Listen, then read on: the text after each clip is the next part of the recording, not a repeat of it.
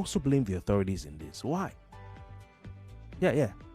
I blame you guys because public enlightenment.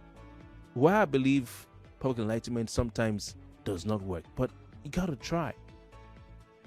We need to see messages all over the airwaves and social media, and it's a challenge I'm putting to the Honorable Commissioner for the Environment. Apart from your personal tweets, which I think you're doing great by engaging, like I said yesterday, I like the fact that the Commissioner for the Environment engages. That in itself is a big win. That engagement alone is a plus.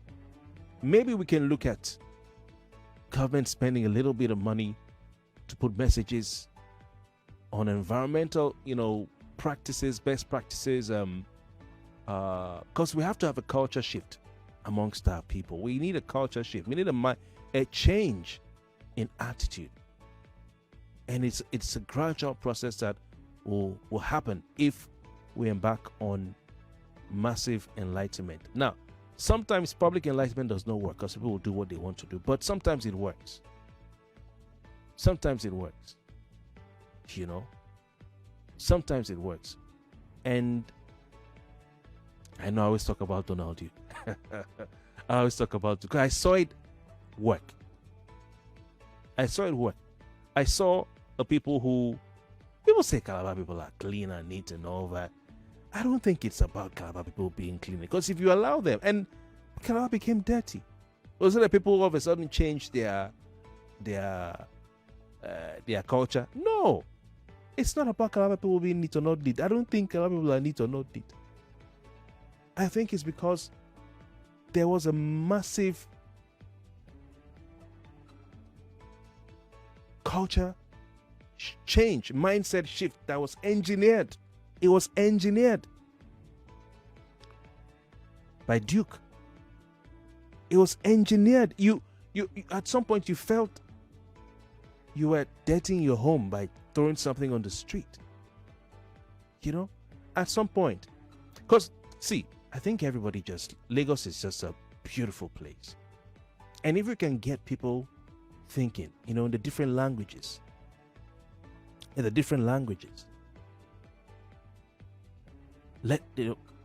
change your mindset to realize that they own the environment. It won't solve the whole problem, but it'll go a long way to make things less worse than they can be. For all the guys who defecate, for all the guys who poo-poo on the bridge. Look at our beautiful, pristine rivers and lagoons and water we have in Lagos. In other parts of the country, I can tell you that those places are not clean. They are dirty. They throw trash and everything. In Lagos, you have the waterways. People can go sit down and have, drinks. You have restaurants, and it's beautiful. Yeah.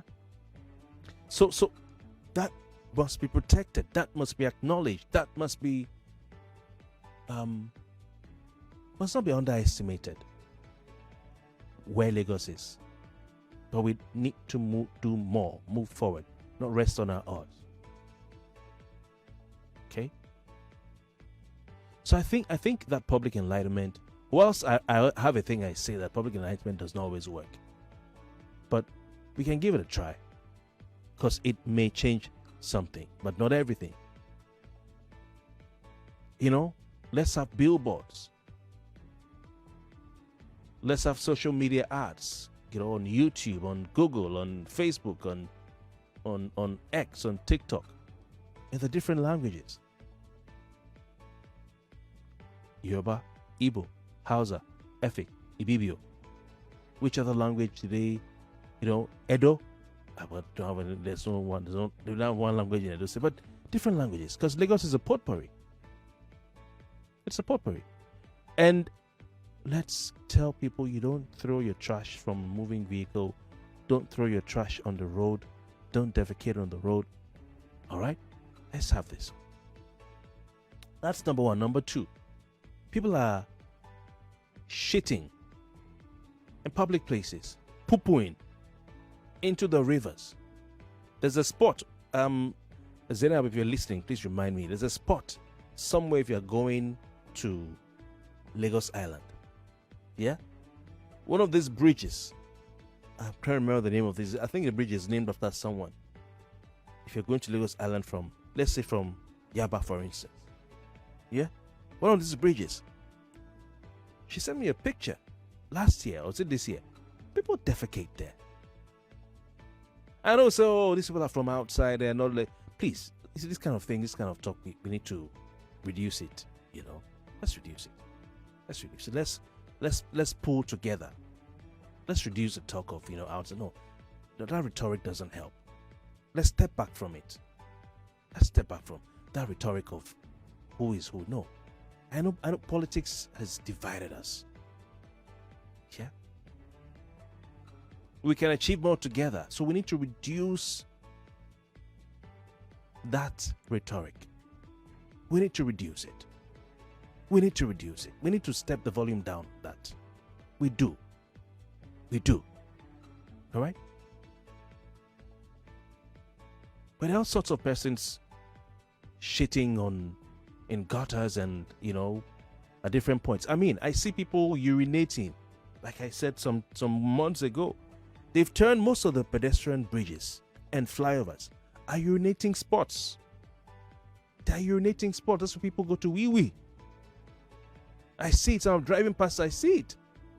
Ikeja under bridge. They wee-wee there. There's one, what do you call it again? Pedestrian footbridge just before Palm Grove.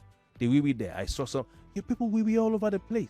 It's wrong. So we need to have this enlightenment. But also, if people are defecating in public places, is it not an indication that we don't have enough public toilets? Is it not an indication that we don't have enough public latrines and bathrooms? Because when we were younger, public toilets were a thing. I don't know if they're still a thing. We need to have more public toilets and bathrooms, and yeah, it needs to be a thing. Then let's tell people, when you want to we go to. I know people will be stubborn, I know, but we need to try. There are some, at least maybe half of them will stop doing this thing of, sorry, pardon my friend, shitting in public places.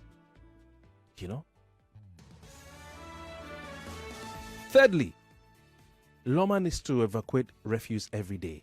Everywhere, every day. Everywhere, every day. They need to evacuate refuse everywhere, every day. I like, some of the things I already hear, the commissioner initiatives they're doing, bringing in technology, moving from the old model to a circular system. I love it. Because what they're doing, I think, when the refuse gets to a point, they can even get some sort of signal, IT and stuff like that. Right? Waste is big business. I don't know. But refuse should not be left anywhere for more than 24 hours. It shouldn't be left anywhere. If it's left for more than 24 hours, then Loma has no business existing, because it is clockwork, day to day.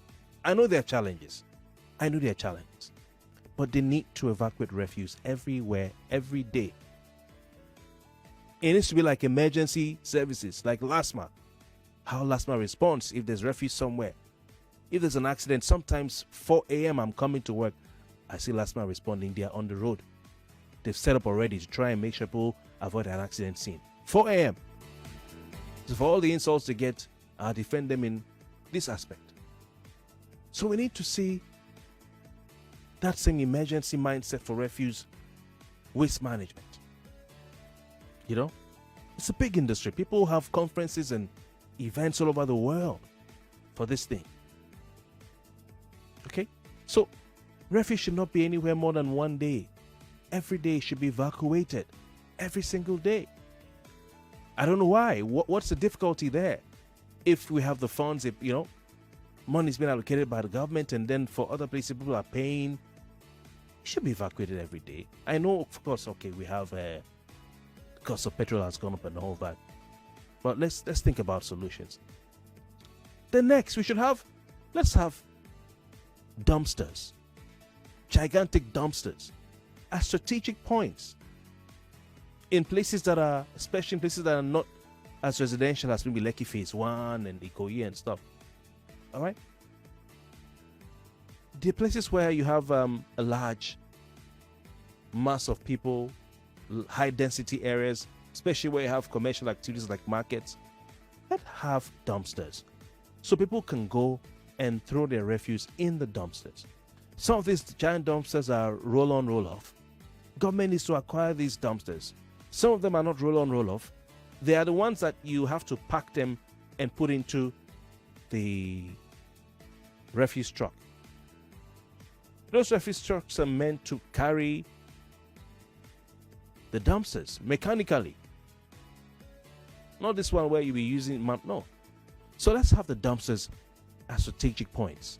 So people generate their waste from their market, from their shop, from their houses, and they live in these high density areas. They can take the refuse there and pour it in the dumpsters. Have two, have three. Okay? The next one, there needs to be zero tolerance for street trading, street selling. A lot of the waste we have is because we have turned our roadsides into markets. We have turned our roadsides into markets, and these markets generate waste. And I know, of course, government would like to be lenient to say, okay, let people have a livelihood. But that's something we need to think about. Oh, if you don't want people to survive, go and look for the right place to survive. Zero tolerance. Zero tolerance. It just does not make sense. Okay? Nobody should be able to set up, you want to sell roasted corn, go and sell it in an approved spot in the market. Yeah, oh, that's too hard. I know people, when I say this, they will say I'm too hard. But that's how you keep a sane society and environment. Or you have designated places with a system set up so that things do. People sell corn and they throw the trash on the road. If you don't have zero tolerance for street selling, and of course, the boys, in the local governments make their money from people who have to pay a daily tax of how much, I don't know how much they pay, to sell in the middle of the road. If you don't stop, you don't tackle it, then our environment will not be as pristine as we want it to be.